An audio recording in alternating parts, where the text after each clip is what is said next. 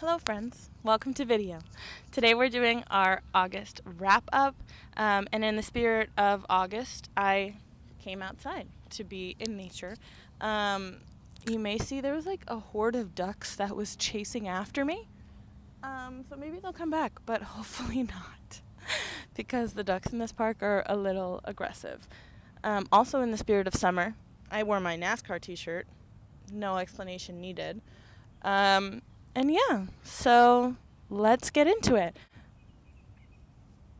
Before we move into our first book, I will say I think I've decided not to do star ratings anymore on the channel. At least on my Instagram, Books with Bloom, I always post a little image of the book, the genre, the themes in that book, what I rated it out of 5 stars, and then I give a whole review with a synopsis and my thoughts and the content rating level.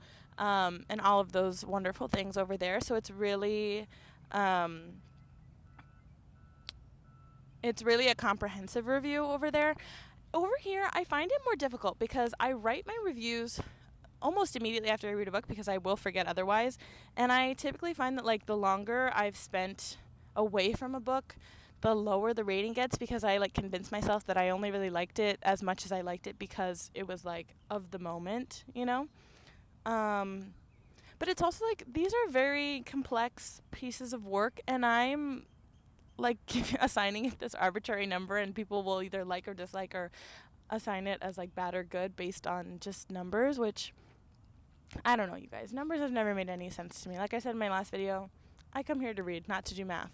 I'm the kind of person that if you're like, oh, they threw the ball 30 yards, I'm like, I have no idea what that means. The store is, a mile away. I don't know what that means. I don't. So, anyway, basically what I'm saying is we're done with numbers here, at least on the channel. We're going to just talk about what I think and the themes and what I liked and what I didn't like and whether I thought it was, like, readable, if I would recommend it, and all of those things. And then if you want the star rating and you want kind of a more succinct, comprehensive, quick little blurb of a review, you can go to my Instagram, it's Books with Bloom, and find it over there. So, to start, we're going to start with a banger because I read it on Kindle Unlimited and it was wonderful. And that is Divine Rivals by Rebecca Ross. Y'all, this book was so good.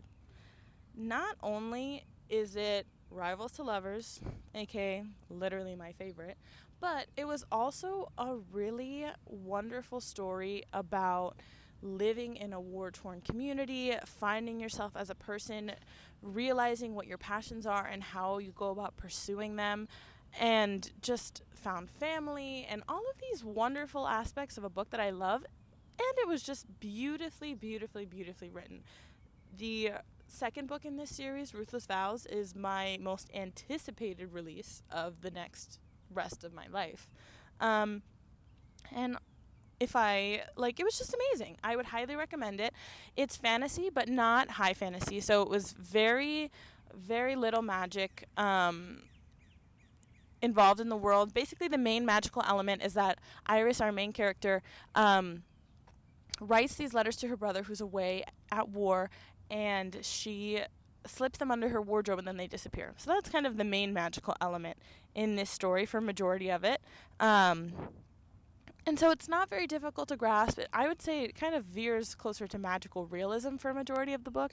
But again, very easy to grasp, very quickly we're set into the plot because it's not a lot to really understand on the fantasy and world building side. It's very quick to get into. Rebecca Ross does a pretty good job. I will say my only criticism is that when we are learning about this war that her brother is playing a part in, it's a war between the gods, and there's not a lot of background information, and that is in part because our main character, Iris, doesn't know what's going on because she's never been taught this information. But when she does find some of this out through like things that she reads in the library and things like that, it's not very detailed until, I don't know, I'd probably say like 50%, maybe 70% of the book. 50 is probably a more realistic time marker. Again, my glasses are fogging, so we're taking them off. Again, like I said, I don't understand numbers. But it was a really wonderful book. Like I said, it dives into themes of like losing your family either to war, and she kind of has an absent mother, so she does a lot of growing by herself. She's very independent, and it also tackles the idea that sometimes you're pursuing a goal and you get so you have so much tunnel vision in pursuing this goal that one day you kind of wake up and snap out of it and realize, is this what I want to do, or is this what I've just been doing for so long and have decided to be doing, that now I'm just committed to doing it. Our other main character, Roman, who is Iris's rival, also goes through a little bit of this, but his perspective is more the weight and the pressure that your family pushes on you, and whether or not you want to kind of live up to what they have in mind for you, or if you want to carve your own path and pursue your passion in that way. So I thought it was really great about that. We also get a really great insight to what it's like to be in a war-torn community, to be in a war scenario, and what that looks like. And I thought it was really great because it really emphasizes how delicate those situations are, but how much joy and light can be found in such a dark situation, which I think applies to a lot of things in life. But yeah, overall, beautifully written. I really like the characters. I could not put it down. This was the first book that I actually went on Spotify and I listened to like a playlist while I was reading it. Listened to an instrumental playlist because I can't hear words and read at the same time. But it was amazing. If you're ever reading a fantasy book, I definitely recommend like typing into whatever you use to listen to music, like fantasy instrumental music, because it just builds the world in your head so much better than I could ever have done. Like, it's like you're in a movie. It was beautiful. It was amazing. But Divine Rivals, highly, highly, highly recommend. It's definitely one of my favorite reads for the year. And like I said, when the second book comes out, I am snatching it up. I think because of Divine Rivals, Rebecca Ross is now going to be one of my auto-buy authors. So I have to check into like her backlog and see if she has more for me to devour. But amazing. The next book that I listened to was Daisy Jones and the Six. My family lives pretty far away, and I was visiting them, so I was like, well, I can't read for the 8 hours that I'll be in the car, so I might as well listen to a book. So I listened to Daisy Jones and the Six. Daisy Jones and the Six follows this band, the Six, and as they kind of grow in popularity and in fame, and then when they add Daisy Jones, who was I would say middle of the road singer who is on the up and up, and they add her to her band, and what that kind of does to the dynamics of their band as they rise to fame and then eventually close out. It follows essentially the lifetime of their band as it exists. Daisy Jones and the Six. I'll say it right now, y'all. TJR, not my favorite author. I read Seven Husbands, and I didn't like it, but I had heard so many good things about Daisy Jones, and I was like, okay, I'll bandwagon, because there's a show, and everyone keeps saying it's amazing, and all these things. I don't know, y'all. It kind of fell flat for me. I only really liked Billy's perspective, which is the lead singer of the Six, before Daisy Jones. And I only really liked his perspective. He's the only character that really got character development. He struggles with alcoholism, and in turn, what that does to his life and what that does to his family. And so you see him kind of struggle through that, which was a really interesting perspective. I'd never read anything, number one, about addiction, but number two, about alcoholism. And I think that TJR was really impactful the way that she portrayed. It's not necessarily just this, like, intense desire for substance. It is an all-encompassing, almost need, because you just can't get it out of your mind until you satisfy this craving. So I thought that was a really interesting perspective. But like I said, for me, Billy was the only person who had an interesting storyline. He's the only person who had character development. His relationship with his wife, Camila, was a really great commentary on what it takes to be in a long-term relationship, what that means in terms of forgiveness and trust and having faith in someone when they don't necessarily deserve your faith. But there was a line that was like, it's not faith if you don't, if it doesn't require a jump. You know what I mean? Like, You're not having faith if somebody's already proven to you that they deserve it. Faith is the fact that you're giving it to them, not knowing what's going to happen next. So I thought that that was a really great commentary. Daisy Jones was an unlikable character. I'm sorry. And then about halfway through the book, it, like, snapped in my brain that, like, she's not supposed to be likable, and that's fine. But I just thought her character kind of fell flat. Like, Daisy's supposed to be this, like, whimsical woman that, like, you see her in the posters and everyone wants to be here, and she's beautiful and she has an amazing voice and she's such a character and the life of the party and any party that she's in, which is highly related to the fact that she's constantly on drugs. But it's kind of supposed to be this juxtaposition of, like, this beautiful, amazing, wonderful woman that everyone wants to be, and then the terrible life that she lives behind the scenes. But I just didn't care. I didn't care about her. There was nothing about Daisy that made me want to care about her. Like, I don't know. And also, I felt like a lot of the time, Daisy was kind of just whiny. Like, she wanted what she wanted, and she didn't care about anybody else, but not in the sense of, like, I'm going to do whatever I need to do and work through this to get what I want. It was like, you should give me what I want because I deserve it. And the deserving it, like, girl, you didn't do anything to deserve it. Like, you have a good voice, yeah, but you haven't built up any credibility. You haven't built up any basis for this foundation of, like, deserving it. You put in barely any work, you know? Like, it just, I don't know. I thought she was unlikable. I didn't think it was a relatable character, but I've never struggled with substance abuse or severe lack of personal identity, which Daisy has both of. So maybe it just falls flat for me in that way. We also hear from other members of the band. The one thing I really liked about the audiobook is that each band member is a different voice actor, so you're really able to get into each of the characters' minds. The rest of the band, I didn't think needed to be included. I thought you could have just had the two leads of the band and maybe, like, one or two of their close family members making commentary on their personality and just, like, what it looked like from being at home based on, you know, because they're obviously in the band on the road, so it could have been the perspective of, like, what it's like at home when they're all gone. But yeah, I just didn't think it was necessary. But basically, I didn't really like it. I didn't think the side characters were necessary. I only liked Billy. I didn't like Daisy.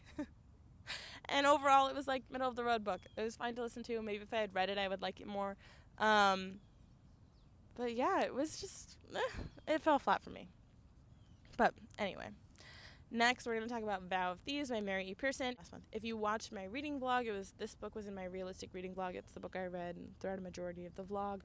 Like I said there, like I said on Instagram, and like I'll say now, very, very, very well written. It gets into the plot almost immediately, action-packed. This is a fantasy book. It has elements of found family. It has elements of loyalty. It has deception. It has misdirection. It has all of the wonderful things that you love in a fantasy book. It's filled, like I said, with action. And I just highly recommend it. I think Dance of Thieves kind of fell flat because it had to build so much context for this book. I think if I was putting myself in Mary E. Pearson's shoes, she was like, this book exists, Dance of Thieves, to then have Vow of Thieves, as opposed to being a continuation of the first book. We do follow Jason Kazi as they journey back to Tor's Watch after Dance of Thieves. They were basically away from Tor's Watch, and now they have to make their way back. And it was just a really great book. We follow them as they come back to Tor's Watch and kind of see what has happened as they've been gone. Spoiler alert, it's a disaster.